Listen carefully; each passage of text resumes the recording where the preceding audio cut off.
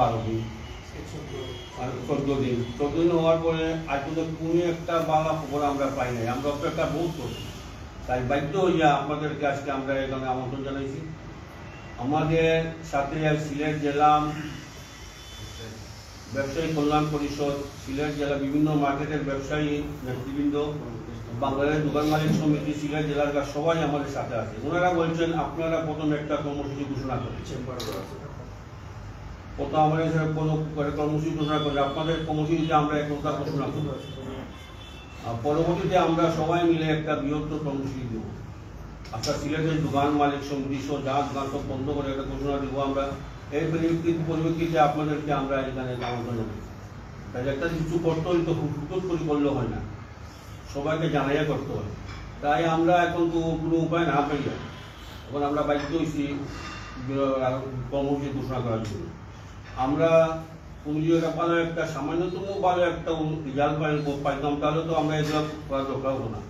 কারণ আজকে আমাদের এখানে যে ভাই সনক যে ওনার অস্তিত্ব শেষ, এখন প্রায় এখানে এখন তো 17 মিনিট অতিরিক্ত মানে মাল দেখি কামার আংটি রাখতে সোনার তৈরি হয়ে যায়, এগুলো তো সমস্যা হয়েছে। যদি রাত্রি যে এত বড় মার্কেটে একটা ঘটনা ঘটলো দিনের বেলা, তাও রাত্রে না 9:45 কি 10:20 মধ্যে ঘটনা ঘটলো, এটা তো অবাক করা ব্যাপার। সিলেটে আনন্দ মার্কেট আমরা মনে করি, সবাই মনে করি যে একটা হাই সিকিউরিটি মার্কেট, কারণ এইখানে তো এইসব ঘটনা কোনদিনও ঘটে নাই, এই প্রথম ঘটেছে।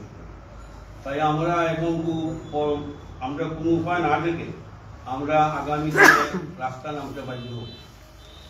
আমাদের সাথে থাকবে দোকান মালিক সমিতি, ব্যবসায়ী কল্যাণ পরিষদ, সিলেটে যত মার্কেটের সভাপতি সেক্রেটারি আছে সবার সাথে আমার আলোচনা হয়েছে, চেম্বারের সাথে মোটামুটি একটা আলোচনা হয়েছে, সবাই আমাদের সাথে থাকবেন। আমরা আমার সাথে একটা ঘোষণা করছেন ওনারা, আমরা যে কর্মসূচি ঘোষণা করবো ওনারা আমাদের সাথে রাখবেন।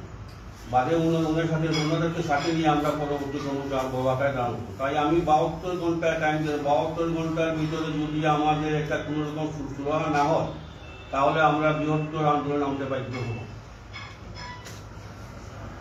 আন্দোলনটা হবে মানববন্ধন আর বিভিন্ন রকম আন্দোলন হবে, পরবর্তীতে আমরা দোকানপাট সব বন্ধ করতে বাধ্য হব। যেহেতু আমাদের নিরাপত্তার অভাব, তাহলে আমরা দোকানপাট বন্ধ করতে বাধ্য হব। প্রশাসনকে আসামি ধরতে আপনাদের 72 ঘন্টার আলটিমেটাম, মানে আপনারা যেটা সেটা 72 ঘন্টার ভিতরে যদি আপনারা এই ঘটনা সুরাহা না হয় তাহলে আপনার পরিবর্তিত বড় পদক্ষেপে যাচ্ছেন, এটাই তো? যদি সুরাহা না হয়, সামান্য কিছু আপনারা দেখতে পারেন যে ওনারা একটা করছে, তাহলে আমরা কিন্তু আমরা গোপন করব না। মানে একটাই কর্মসূচি এখন আলটিমেটাম, 72 ঘন্টা আলটিমেটাম।